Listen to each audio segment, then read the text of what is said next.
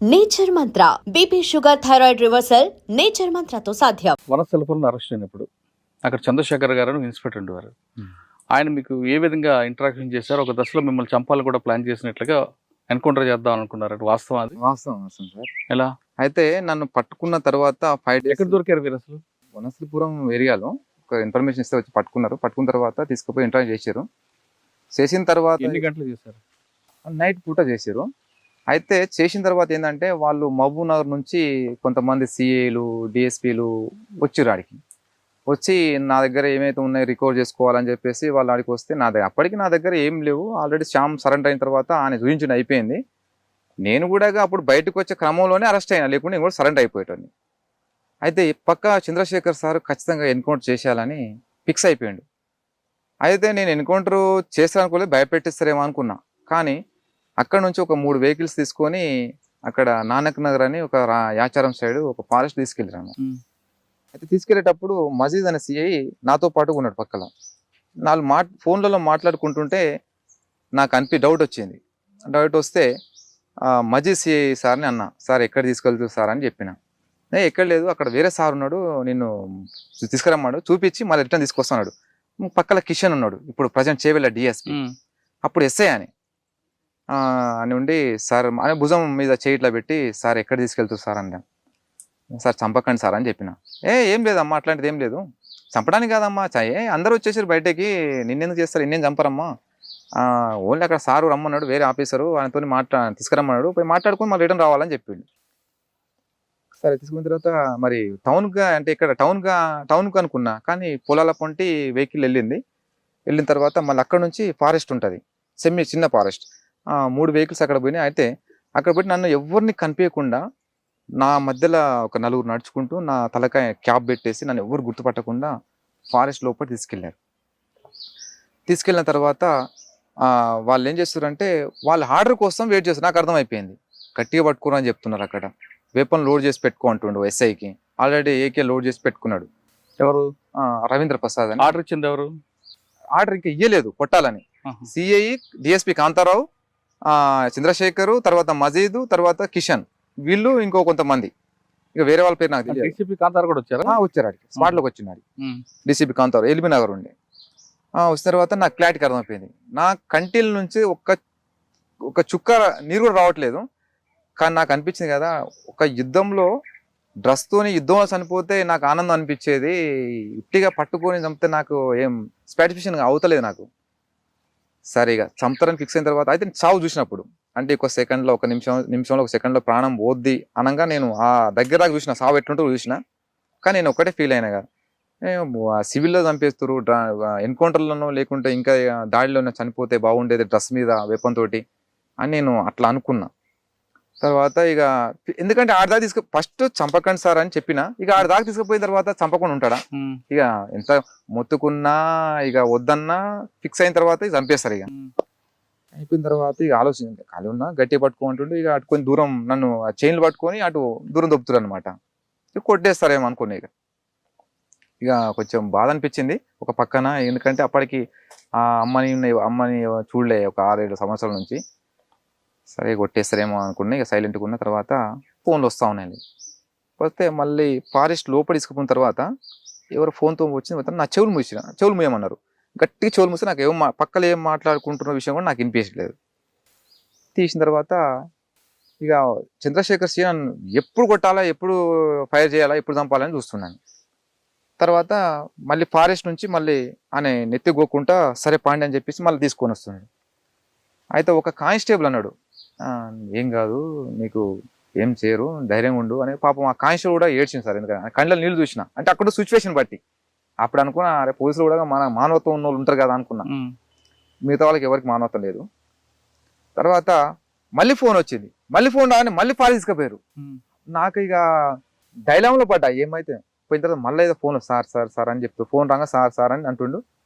తర్వాత మళ్ళీ రిటర్న్లో పోస్తుంటే చంద్రశేఖర్ పాప అంటుండు, అంటే ఆపండి అని చెప్పి మరి రిటర్న్ తీసుకురా అంటుండు ఫారెస్ట్లోకి. అక్కడ ఫారెస్ట్ కొంచెం ముందు పొలాలన్నమాట. అట్లా 4 times అట్లా పోవడం రావడం 4 hours. మళ్ళీ లాస్ట్ ఫారెస్ట్ తీసుకుపోయింది. మళ్ళీ లేదు సార్ ఖచ్చితంగా కొట్టాల్సింది సార్, కొట్టేయాలి సార్ అది అని పైన అధికారిని అడుగుతున్నాను. నాకు అర్థమైంది, అక్కడున్న డీసీపీ ఏసీపీ వీళ్ళు సిఏలు డిఎస్ వీళ్ళే ఉన్నారు. తర్వాత అనుకునే ఇక కానీ వాళ్ళు పైన అధికారి ఎవరో కానీ వద్దని చెప్పినట్టు సార్ ఆయన. అప్పుడు కొత్తకోట శ్రీనివాసరెడ్డి ఐజీగా ఉన్నాడు. ఆయన అన్నాడంటే విక్రమ్ నాకేం తెలియదు, ఆల్రెడీ ఎంతో మంది సరెండర్ అయిపోయి రమాకాంత్ వాళ్ళంతా, ఆయన కూడా సరెండర్ చేయండి ఏమవుతుంది, ఉన్నది ఒకటే కదా సరెండర్ చేసేయండి అని చెప్తే సరెండర్ చేయమని చెప్పిండంట. సరెండర్ చూపించండి ఎంతోమంది వచ్చారు కదా అని ఆయన చెప్పిన విషయం నాకు తెలిసింది శ్రీనివాసరెడ్డి సారు. ఇక ఆ చంద్రశేఖర్ సార్ ఏమంటుండే అప్పుడు సిఐ, నెత్తికోకుండా నీకు నూకలు ఉన్నాయి అంటుండ అనమాట. ఇక నీకు భూమి మీద నూకలు ఉన్నాయా అని చెప్పేసి ఒక దెబ్బ కొట్టిండు. ఇక అనే నీకు కొట్టినా కొట్టకపోయినా ఇక సరే 10 అయినా కొట్టు, ఇక ఏం కాదులే, సంపద అనేది అయితే ఆర్డర్ అయితే వచ్చింది. ఇక అనుకున్న తర్వాత ఇక తీసుకొచ్చి వెహికల్లో తీసుకొచ్చి ఒక 2 days తర్వాత రిమైండ్ చేసి ఈ 2 రోజులు బాగా కొట్టారా? మొత్తం 5 రోజులు కొట్టుకోరు. 5 రోజులు బాగా కొట్టారు. అంటే ఎలాగ 3rd degree లేదు మామూలుగా? సార్ ఎస్ఐ కంటే ఒక పాండ్ అది హనుమంత్ రెడ్డి అని ఒక కానిస్టేబుల్, ఇక రెడ్డి అనే పొగరో మరి ఏమో తెలియదు కానీ ఫస్ట్ నా క్యాస్ట్ అడిగిండు, బీసీ కుర్మా అని చెప్పిన. ఇక మీ పేరు ఏం పేరు సార్ అని అడిగిన, రెడ్డి అని కనిపిస్తలేదా అంటున్నాను అనమాట. అంటే సరే అని చెప్పేసి ఆయన బాగా కొట్టిండు సార్ ఆయన. నా చెవులకు ఇక్కడ నుంచి ఈ ఏళ్లతో కొడిస్తే ఈ చెవులు గోర్లు మొత్తం దిగినాయి లోపల, బాగా నడుల మీద బాగా తన్నిండు. 3rd degree కంటే అంత 3rd degree ఏం కాదు, కాకపోతే లబ్బర్లతో బాగా కొట్టారు. ఇక వాళ్ళు ఎగిరేది ఇష్టం వచ్చినట్టుగా ఎగిరి తన్నడము, అక్కడ వచ్చిన స్పెషల్ పార్టీలతో తనిపేయడము. అక్కడ మిస్ అయ్యారు మీరు. ఇంకొకసారి ఒక ఎస్ఐ మీకు మాట్లాడుతూ ఆయన కూడా వదిలిపెట్టాడు కదా? అవును సార్. అది అయితే ఆ రోజు ఏమైందంటే సార్, ఉడిమిల్లలో మేము ఒక బహిరంగ సభ పెడుతున్నాం, పెట్టాలని పార్టీ తీర్మానము. మేము ఒక 35 మంది కలిసి ఉడిమిల్లకు, అంటే మా సామాన్లు మా కిట్టి బ్యాగులంతా కూడా ఒక దగ్గర పెట్టి ఓన్లీ వెపన్స్ తోటి మాత్రమే గ్రామంలోకి పోయి అక్కడ మొత్తం మేము నినాదాలు ఇచ్చి అక్కడ గ్రామ సెంటర్లో మీటింగ్ జరుగుతుంది. అయితే వచ్చే బస్సులు అంటే మధ్యమడుగు జాతర బాగా సాగుతుంది, అప్పుడు వెహికల్స్ వస్తూ ఉంటాయి, వాళ్ళందరూ కూడా మీరు ఆపండి జాగ్రత్తగా. ఆపితే అక్కడ వచ్చిన జనాలు కూడా దిగుతారు, వాళ్ళు కూడా మీటింగ్లో అటెండ్ అవుతారు. అటెండ్ అయితే మీటింగ్ కూడా సక్సెస్ అవుతుందని చెప్పేసి చెప్తే సరే అని చెప్పి నేను రోడ్ మీద నేనున్నా, సాగర్ ఇంకొక భాస్కర్ అని కూడా ఉన్నాడు, ముగ్గురు, ఇంకో అరుణ్ అని ఇంకో అతను ఆయన ఎన్నుకొని చనిపోయిన తర్వాత. అయితే చాలా మంది వెహికల్స్ దిగుతున్నారు, లోపలికి పోతున్నారు, నేను మీటింగ్ అటెండ్ అయిన తర్వాత ఏదో ఒక బస్సు వచ్చింది. అయితే వీళ్ళు ఏం చేసినంటే కొంతమంది టీం మీద వాళ్ళ వేరే వాళ్ళతో మాట్లాడుకుంటే వాళ్ళు రోడ్ మీద ఉన్నారు. నేనే బస్సు రాగానే షార్ప్గా ఏం చేసినంటే ఇక్కడ మీటింగ్ ఉంటే నేను ఇటు సైడ్ వచ్చి నేను బస్ డ్రైవర్ దగ్గర పోయినా, అక్కడ నుంచి బస్సు వస్తుంది కాబట్టి ఇటు సైడ్ పోయి బస్ డ్రైవర్ని అడిగిన అనమాట, లైట్లే ఏమని చెప్పిన. అంటే అన్న పోలీసులు ఉన్నారని చెప్పిండు. అంటే పోలీసులు అని చెప్పలేదు, కానిస్టేబుల్ ఉన్నారని. అంటే నాకు కానిస్టేబుల్ ఉన్నారంటే ఒక్కడ ఉన్నాడా, ఎవరు ఎంతమంది అని చెప్పిన.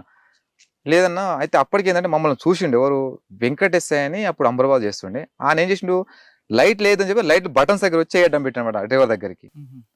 అంటే లైట్లు వేస్తే కనిపిస్తాం కదా, పోలీసులు కనిపిస్తారు కాబట్టి లైట్లు వేయకుండా వచ్చి ఆడ ఆపిండు. ఇక అక్కడ ప్రజలు ఉంటారు కాబట్టి వాళ్ళు ఫైర్ చేసారు, కానీ ఇక క్రాస్ ఫైర్లో ప్రజలు చనిపోతారని చెప్పేసి చేయనట్టున్నారు. అయితే నేను ఎప్పుడైతే డ్రైవర్ దగ్గరికి ఇట్లా అయిపోయినా, అయితే ఒక కానిస్టేబుల్ ఆల్రెడీ ఇట్లా వెపన్ తీస్తున్నాడు పైకి అని ఫైర్ చేద్దామని. అప్పుడు నాకు డౌట్ వచ్చింది, అంటే ఒకటి కారు ఉంటుంది పక్కనే ఇప్పలపల్లి రెడ్డిది. అయితే నేను ఎప్పుడైతే అన్న ఇట్లాంటి నేను ఈయన సాగర్ ఉంటే సాగర్ ఎనిమి అని చెప్పి నేను ఇట్లా కొంచెం కాదు అంటే ఇంకా వాళ్ళు ఫైరింగ్ పడబడి కొట్టాను. ఇక అక్కడ నుంచి నేను ఒక్కడిని ఇటు వెళ్ళిపోయినా, నేను ఫైర్ చేసుకుంటా పైకి ఓన్లీ, అంటే బస్సులో జనాలు ఉన్నారు కాబట్టి చనిపోతారు సార్, నేను చెయ్యమట్ట. బస్సులో పోలీసులు మిక్స్ వస్తే చెయ్యము, మేము పైకి ఫైర్ చేసుకుంటా నేను ఒక్కని వెళ్ళిపోయిన తర్వాత వీళ్ళంతా ఎన్కౌంటర్ అయితే చెల్ల చెదరైపోయి ఎక్కడైతే కిట్ బ్యాగులు పెట్టామో అక్కడ పోయి వీళ్ళంతా. నేను ఒక్కరిని మాత్రమే అడిలా చెట్టు మీద తెల్లారులో కూర్చొని తెల్లారైన తర్వాత నేను ఎక్కడైతే మరి బ్యాగులు పెట్టినా అక్కడే కలవాలనేది మాకు ప్లేస్. అయితే ఆ ప్లేస్ కు నేను ఒక్కనే వెళ్తున్నా. ఒక్కనే వెళ్ళిన తర్వాత ఏమైంది, అప్పటికి వీళ్ళకి 7 గంటలకు ఎన్కౌంటర్ అయింది. వాళ్ళు కూడా వెళ్ళిపోయారు, ఎక్కడైతే మేము కలవాలనుకున్నామో కిట్లు పెట్టారో అక్కడ కూడా ఎన్కౌంటర్ అయింది వాళ్ళకు. అక్కడ ఎన్కౌంటర్ విషయం నాకు తెలియదు. అయితే వీళ్ళందరూ వెళ్ళిపోయారు. నేను కరెక్ట్గా 10:30కు అదే ప్లేస్కి పోయినా. నిశ్శబ్దంగా ఉంది, కిట్టి బ్యాగులు లేవు, ఎవరు లేరు. వీడికే కదా రమ్మని చెప్పింది, ఎవరు లేరు కదా అని అనుకున్నా. అయితే పక్కల అడవి అనుకుని కొంచెం 1 ఎకరం పొలం ఉంటుంది, ఆ గొర్రెల మంది ఉంటుంది అనమాట. ఆ గొర్రెలు కూడా ఏం లేవు, మేకలు అంటే అప్పటి గొర్రెలు ఉండే. ఆ ఎన్కౌంటర్ ఫైరింగ్ భయపడి అందరు వెళ్ళిపోయారు, నాకు తెలియదు. ఇక పోయిన తర్వాత ఆకలి వేస్తుంది, తినడానికి ఉన్నాయని చెప్పేసి నేను ఇక వెపన్ అట్లా పెట్టేసి చెక్ చేసి చుట్టూ ఆ మంద ఉంటుంది, మంద చుట్టూ తిరుగుతున్నా. మూటలు గిట్లు ఉంటాయి కదా, ఇక వాళ్ళు మనుషులు లేకుండా మనం అయితే ఎవరు ఓపెన్ చేయము. సరే ఆకలేస్తుంది కాబట్టి దానికోసం అన్నా చేయాలని చెప్పేసి ఇక పోయి ఇప్పుతున్నా కాళ్ళు ఇట్లా కూర్చొని ఇప్పుతుంటే రొట్టెలు దొరికినాయి. అయితే వీళ్ళు ఎన్కౌంటర్లో వదిలిపెట్టిన సామాన్లు మొత్తం ఎత్తుకొని ఆ ఫారెస్ట్ నుంచి పొలంలో ఇక పొలంకు బాటు ఉంటుంది ఇట్లా పెట్టుకొని వాళ్ళు వస్తారు అనమాట. నేను ఇట్టుకుంటే ఇట్లా చూసిన మేకలో ఏమో మంద చేస్తారని అనుకున్నా. అది అంటే మండ చేస్తారు మేక పిల్లలకు.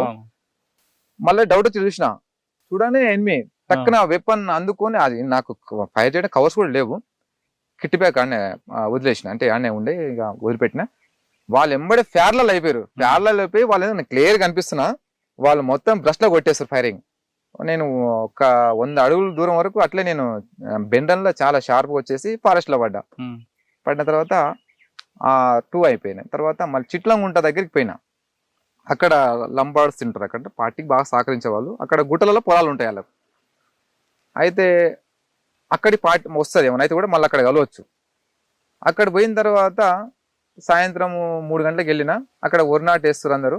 ఆడ చూసిరు నన్ను చాలా మంది. నేను చెప్పిన అన్నలకు అక్కలకు ఉండి, నేను ఇక్కడ నన్ను చూసినట్టు ఎక్కడ చెప్పకండి అక్క, అన్న మీరు వెళ్ళండి, నేను కూడా వెళ్ళిపోతాను మా వాళ్ళు వస్తే. అంటే సరే అన్న మీరు జాగ్రత్త ఉన్నానన్న, ఎందుకంటే పోలీసు కూడా తిరుగుతున్నారు, చాలా జాగ్రత్త ఉండండి, ఉడిమిల్లా ఇట్లా అయిందంట అని చెప్తే అవును అక్క అని చెప్పినాం. సరే తర్వాత వాళ్ళు వెళ్ళిపోయినా. అయితే ఆ పొలం వ్యక్తి ఒక అతను పాండు అని ఎస్టీ అతను, అక్కడ కొన్ని గొర్రెపిల్లలు ఉన్నాయి, ఆయన అక్కడనే పండుకుంటాడు, ఇంటికి ఏం పోడు. అన్న నేను ఈరోజు ఇక్కడనే ఉంటా నైటు, ఒకవేళ పోలీసులు గిట్ట వస్తే, అంటే నేను ఫస్టే ప్రిపేర్ చేసి పెట్టినా, ఒకవేళ గిట్ట పోలీసులు వచ్చారు అనుకో నేను తినేవనుకుంటా, నేను ఒక్కను నా దగ్గర ఏం లేవు, వెపన్ డ్రెస్ మొత్తం నేను గుడిసెలో పెడతా, ఉరిగడ్డ గుడిసెలో పెట్టి దాని మీద కవర్ వేసేసిన, చిన్న మంచ. అయితే ఒకవేళ పోలీసులు వచ్చిన వాళ్ళు, నేను లుంగి ఉంటే లుంగి మాత్రం కట్టుకున్నా, బని కూడా ఏం లేదు. ఇక ఒకవేళ గిట్ట నన్ను పట్టుకురు అనుకో పోలీసు వాళ్ళు, మా జీతగాడ అని చెప్పు, ఏ ఊరు అంటే చిట్లంగుంట అని చెప్పు, గొర్రెల కాడ నేను పెట్టుకున్నా సార్ ఇట్లాగానే అని చెప్పంటే, అదే మాట నేను ఏ పేరు రాజు అని చెప్పమని చెప్పిన, ఏదో ఒక పేరు, అది కూడా చెంచోల అబ్బాయి అని చెప్పమని చెప్పిన, అట్లే అన్న అని చెప్పిండు. నైట్ వర్షానికి నిద్ర కూడా రాలేదు. ఇక తెల్ల ఇంకా అప్పటికి లేట్గా పండుకున్నాం. కరెక్ట్గా 5:30 అవుతుంటే అప్పుడప్పుడు బగబగ తెల్లారుతుంది, కుక్కలు మొలుతున్నాయి. ఈయన లేచిండు, ఎవరైతే నాకు ఉన్నాడో నాతో పాటుగా, అన్న లేనా మనోళ్ళు వచ్చి లే అన్నాడు. అనగానే లేచి టక్టక్ ఇట్లా కళ్ళు ఎదుర్కొని చూసిన, గుంపు మేము అట్లా రాము కదా, ఒక దగ్గరికి వస్తే మేము సింగిల్ గానా ఒక్కరా ఇద్దరం వస్తాం, అన్న వాళ్ళు మా వాళ్ళు కాదన్న వాళ్ళు పోలీసు వాళ్ళు అని చెప్పిన. టక్క అనగానే రౌండ్ అప్ చేశారు. ఇక చేయగానే ఏం నాయక్ ఏం చేస్తారు అనుకుంటా అని వచ్చిండు. వచ్చిన తర్వాత నేను అనుకున్నా, నన్ను ఆల్రెడీ ఇక్కడ చూసిపోయారు కాబట్టి ఇన్ఫర్మేషన్ ఇచ్చారు, ఖచ్చితంగా నన్ను రౌండ్ అప్ చేశారు. ఇక నేను ఛాయిస్ లేదనుకున్నా. ఇక ఎంత పొలము గంతాడు, ఒక 4 అడుగుల దూరంలో అడవి. అయితే వాళ్ళంతా ఎస్ఐ ఉండి నాయక్, అయితే అంతో పాటు 2 గన్మేన్లు ఉన్నారు. ఆ గన్మేన్లు ఏం చేశారు, ఎస్ఐ అన్నాడు అనమాట. అంటే ఎస్ఐ నాకు తెలియదు, అంతా జంగిల్ డ్రెస్ లో ఉన్నారు. మిగతా వాళ్ళు ఏం చేశారు, లోటలు పట్టుకొని లేట్ రూమ్కి వెళ్తారు, అక్కడొకరు ఇక్కడ. అప్పుడు అనిపించింది, వీళ్ళు లేట్ రూమ్కి వెళ్తారంటే నన్ను పక్కా సమాచారం కాదు, జనరల్ గా వచ్చారని అర్థమైంది. నన్ను అడిగిండు, ఫస్ట్ నాయక్ని అడిగిండు, లంబడాన్ని అడిగిన తర్వాత, లేదా సార్ మా జీతగాడు సార్ అది అని చెప్తే నన్ను అడిగిండు. అట్లా కూర్చొని నేనే అట్లా కూర్చున్నా కింద, ఏకే ఇట్లా పెట్టుకుని ఆయన కూర్చొని ఏ ఊరు రాది అంటే, సార్ ఇట్లా మాది ఇట్లా ఉంటా సార్, ఇట్లా జీతం ఉంటా అంటే, మనం ఎంత క్లారిటీ చెప్పా అంటే కొంచెం మా లాంగ్వేజ్ నేను చెప్పిన, చెంచు లాంగ్వేజ్ చెప్పిన. తర్వాత మీ సర్పంచ్ పేరు ఏం పేరు అన్నాడు. అంటే ఈయన చెప్పిండు టక్కున, నిన్నటి నాన్న పే అని చెప్పేసి వాడిని అడుగుతూ నీవెందుకు అంటావురా, నీవేం చెప్తున్నావురా అన్నాడు. అప్పుడు ఇటు రారా అన్నాడు. అనగానే ఇటు సైడ్ ఏమో ఎస్ఐ. అయితే అక్కడ గన్మెన్లు వచ్చిన వాళ్ళు కూడా దొడ్డికి వెళ్ళిపోయారు వాళ్ళు. అయితే మీ ఊరు సరిపోయి నీకేం తెలియదు అనుకుంటా వాళ్ళు దొడ్డికి వెళ్ళిపోయారు అనమాట. వాళ్ళు ఏమైనా ఉండి కొంచెం ఎంకరేజ్ చేస్తే ఇక దొరికేదేమో, అదే నాకు ప్లస్ పాయింట్. అయితే వాళ్ళు దొడ్డికి వెళ్ళిపోయారు, మీరు వెళ్ళండి నేను తర్వాత వెళ్తా అని చెప్పి ఎస్ఐ పంపించిండు. చుట్టుపక్కల మొత్తం వాళ్ళు ఉన్నారు, గ్రౌండ్స్ పార్టీ. ఇటు రా అనగా నేను లుంగి ఇట్లా లేచిన, ఇట్లా నాకు అడ్డం గుడిసే ఉంటుంది, ఇటు సైడ్ నేను చూస్తున్నా, ఆయన కనిపిస్తుంది నాకు. చుట్టూ చూస్తే పోలీసులు ఉన్నారు. నేను లుంగి కట్టుకున్నా. ఈయన ఈ నాతో పాటు ఉన్న ఆయన ఆ పొలం ఆయన భయపడుతున్నాడు, వంతున్నాడు. అప్పటికి తడిచినాం మేము, నైట్ అంతా ముసురు కాబట్టి తడిచినాం. లుంగి కట్టుకొని మెల్లగా జంప్ అవుదామని చూస్తున్నా. అయితే మరి చుట్టూ వాళ్ళే ఉన్నారు. ఒకవేళ జంప్ అయినంటే ఎవరు జంప్ కారు కదా, ఫైర్ చేసేస్తారు అక్కడ, ఎవరు పారిపోరు కదా. ఆలోచించి సరే ఇదే జనరల్ చెకింగ్ సరే ఏదైనా కానీ అని చెప్పేసి ఇక చేతులు కట్టుకొని దగ్గర పోతే ఆయన భుజం మీద చేసిండు. ఏ ఊరు మళ్ళీ సేమ్ అడిగిండు, ఏ ఊరు ఏంటంటే మీ సర్పంచ్ పేరు అంటే ఈయన చెప్పింది గుర్తుంది కదా, అదే చెప్పిన. మంచిగా అవద్దని చెప్పినాడు. సార్ మేము ఉండేది అడవిలో, జీతం ఉండి బతాం సార్, మేము సర్పంచ్ ఎవరు కూడా మాకు కనీసం తెలియదు, మేము చెంచులం అని చెప్పిన తర్వాత చాలాసేపు మాట్లాడింది. సరే అని నా అయితే ఆ గుడిసెలకు ఇట్లా వెళ్ళటం ఇట్లా పోతున్నాను అనమాట. అయితే ఆయన బ్యాగ్ కూడా దాంట్లో పెడదామని వాన వస్తుంది. సార్ గుడిసెలకు ఆరుతుంది సార్, అక్కడ పెట్టకండి సార్, ఇటు పెట్టండి సార్ అని చెప్పిన. తీస్తే కింద పెట్టిండు. సరే నేను దొడ్డిపోయి ఇస్తాను, కిట్టు తడవకుండా చూసుకో అన్నాడు. సరే సార్ అని చెప్పిన. తర్వాత ఏం చేయాలబ్బా, సరే కిట్లో ఏముంటాయి, అదే వేపన్ అయితే తీసుకుని పోతుండే, కిట్ కాదు అది. సరే కిట్ అని చెప్పేసి సరే అని చెప్పేసి అట్లా ఇంక ఎట్లా డౌట్ అయితే క్లియర్ అయింది. కానీ ఎవరైనా మాజీలు ఎవరైనా వస్తారని గుర్తుపెట్టేవాళ్ళు. ఇక సరే అని చెప్పేసి ఇక దొడ్డిపోయి వచ్చిన తర్వాత నేను వెపన్ తీసి ఆ బ్యాగ్ మీద పెట్టిండు. లేచి కట్ తోటి ముఖం చూసుకుంటుండ అనమాట. నా టెస్ట్ చేస్తుండవు మరి ఏదో అనుకున్నా, మరి నా పక్కన పెట్టి మరి ఆడనే ఉన్నాడు. టక్కన తీసుకున్నాడు, మళ్ళీ తీసుకుని భుజాన్ని వేసుకున్నాడు. నా 20 నిమిషాల దాకా మాట్లాడారు. మేమున్న దగ్గరికి ఒక 20 అడుగుల దూరంలో ఆ చెలుకోలు ముసలోళ్ళు ఉంటారు అనమాట. వాళ్ళేమనుకుంటారు, ఏ బియ్య వాళ్ళ బియ్య అంటే అన్నలు వచ్చారు కదా అంత మాట్లాడుతారని వాళ్ళు అనుకుంటారు అనమాట. పోలీసులు అనేసి వాళ్ళకి తెలియదు. అయితే ఆయన చేసిండు, అక్కడ మంట పెట్టారు అనమాట. అంటే మంటగడి కాపుకుంటా అని చెప్పేసి ఎస్ఐ అన్నాడు. అంటే ఆడ ఉరం పొంటి పోవడానికి బురద ఉంది. ఆ రోజే ఉరం వేసారు. సార్ అంతా బురద ఉంది సార్, అంతా పోతే అంతా బురద అంటుంది. అంటే ఏం పోతలే అని చెప్పేసి ఇక నాతోనే ఒక 20 నిమిషాలు 40 నిమిషాల దాకా ఉన్నాడు. నీకు ఇచ్చే జీతం ఎంత, నీవు మాతో పాటు రారా బాబు, మేము కూడా ఇంత తిప్పుకుంటాం, నేను కూడా ఇస్తా 10,000 నెలకు, వీళ్ళు సంవత్సరానికి 10,000 ఇస్తే నెలకు 10,000 ఇస్తా అని చెప్పిండు. సార్ మేము ఏదో పొట్టకూటి కోసం జీతం చేసుకుని బతున్నాము, మీతోటి మేము తిరిగితే మేము పని చేస్తాం, తిరగలేము సార్ అని చెప్తే ఇక అవి అడిగిన తర్వాత ఇక ఈయన అక్కడి నుంచి పోగానే అందరూ ఇక ఫార్మేషన్ లో రెడీ అయిపోయారు. మొత్తం 24 మంది అనమాట. అందరి దగ్గర ఏకేలు ఉన్నాయి, 2 వెనక ఎస్ఎల్ఆర్లు ఉన్నాయి. వాళ్ళు ఎప్పుడైతే పొలం ఇక్కడ దాటేసి కొండ మీదకి పోయి వాళ్ళు పాలిథిన్ కవర్లు దులుపుకుంటారు అనమాట. అప్పుడు అనుకున్నా, అప్పుడు ఊపి పిలుచుకున్నా అని చెప్పేసి తర్వాత కనపడ్డాడు ఎస్ఐ. చెప్తాను చూడు. అయితే అక్కడి నుంచి నేను ఏం చేసిన, నాయక్ ఇవన్నీ వినే ఉండని, ఏదే వెపన్స్ బ్యాగ్ అంతా వినే ఉండని, నేను పోయి మా వాళ్ళని కలిసిన తర్వాత మళ్ళీ వస్తా, వీళ్ళు వెళ్ళిపోయి అని చెప్పేసి నేను ఊరు బాట పట్టుకొని ఇట్లా వస్తున్నా, మెల్లె వస్తున్నా. మళ్ళీ ఏం పిలిచారు అంటే మళ్ళీ పిలిచారేమని భయం. సరే అని వస్తున్నా.